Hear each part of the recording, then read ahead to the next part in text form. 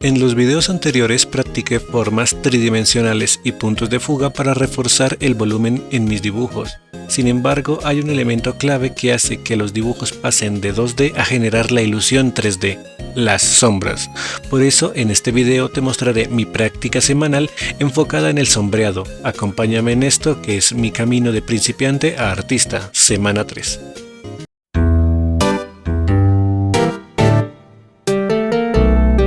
Comenzamos la semana practicando el sombreado de esferas de manera superficial, simplemente para entender las partes importantes al sombrear y tener esto presente en un futuro. Luego de esto, hice una práctica para comenzar a usar la herramienta aerógrafo, que es la que usaré para sombrear las formas y generar degradados consistentes en las siguientes prácticas. Y después, sombreé esferas con diferentes focos de iluminación. Luego de esto, con la herramienta lazo de selección, creé formas un poco más aleatorias e intenté darles profundidad.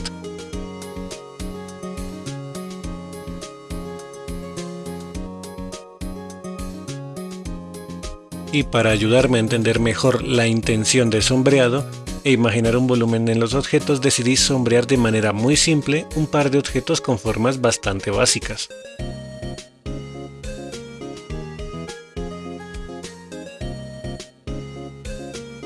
Finalmente intenté sombrear las formas que he estudiado en semanas anteriores.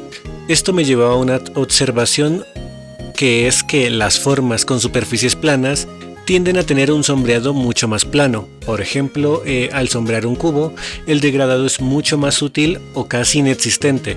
En su lugar se basa más en diferenciar los tonos de cada lado del cubo, dependiendo de la dirección en la que llegue la luz. Y con esto terminaría la práctica del día lunes.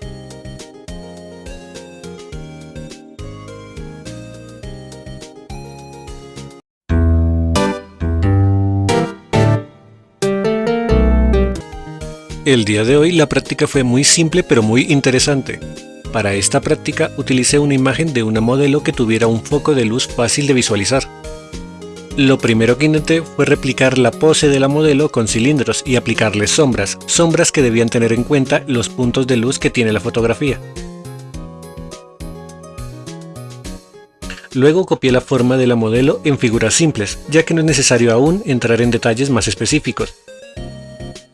Luego de esto, al igual que con los cilindros, intenté hacerles sombras, aunque esta vez intenté que fueran un poco más precisas. Y con esto finaliza la práctica del día martes. Fue una práctica que más que centrarme en el degradado correcto que tenía que hacer, siento que lo verdaderamente desafiante fue fijarme muy bien en qué partes tenía que aplicar las sombras, ya que a veces son algo difíciles de interpretar.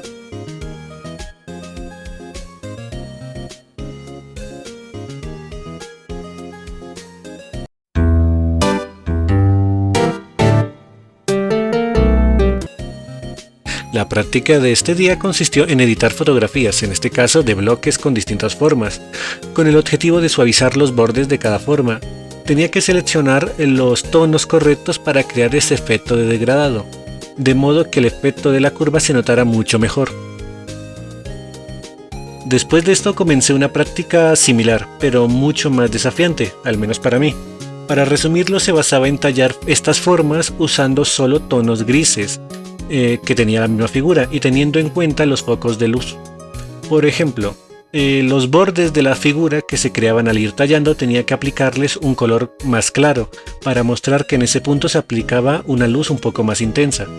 De la misma forma, las zonas generaban nuevas sombras, más fuertes o más suaves, dependiendo de las alteraciones que estaba teniendo la figura mientras la tallaba. Y bueno, como no hay mucho más que decir, los dejo con el resto de mi práctica del día de hoy.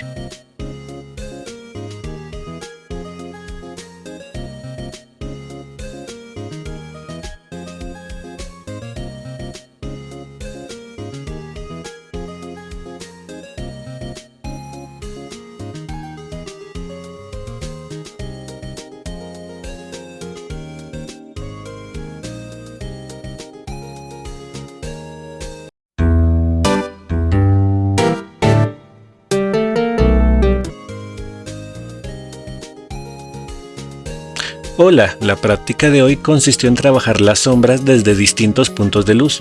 Lo primero que hice fue intentar replicar una modelo con una postura y mirarla con distintos puntos de luz. Después de lograr la aproximación del dibujo de la modelo, comenzó lo más complicado, aplicar las sombras. Algo que me costó mucho fue manejar la variación de los volúmenes, sobre todo aquellas zonas del cuerpo donde algunas partes sobresalen o se hunden un poco más. Para esta práctica fue muy importante que la referencia estuviera en blanco y negro, ya que a color no entendía muy bien de dónde provenía cada punto de luz o la tonalidad del mismo. De esta forma se me hizo mucho más fácil hacer esta práctica. Además, al intentar simplificar un poco más las formas para que me resultara un poco más sencillo, me resultaba un poco más complicado unir esas dos áreas sin perder el volumen que estaba tratando de generar.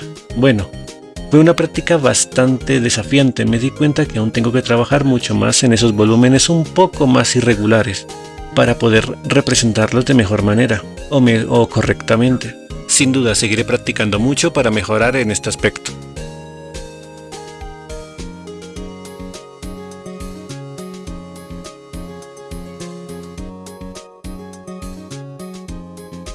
El día de hoy no tuve mucho tiempo para practicar, así que solo practiqué un poco de sombras proyectadas. Una práctica que simplemente es para denotar cómo se ve la sombra de un objeto con respecto al suelo. Algo que depende de esta práctica es usar un punto de luz y usarlo como un punto de fuga nuevo que interactuará con la figura a la que se le quiere colocar la sombra proyectada. Y para pensar esto y tenerlo un poco mejor visualizado, lo imagino como si fuera una farola. Y dependiendo de la posición de esta y la luz que esta proyectaría, se haría la modificación de la sombra. Por ejemplo, entre más cerca o más lejos esté la sombra, cambiará su orientación. Y entre más alto o más bajo esté el punto de luz, la sombra será más larga o más corta. Y bueno, con eso terminarían las prácticas de esta semana. Gracias por ver.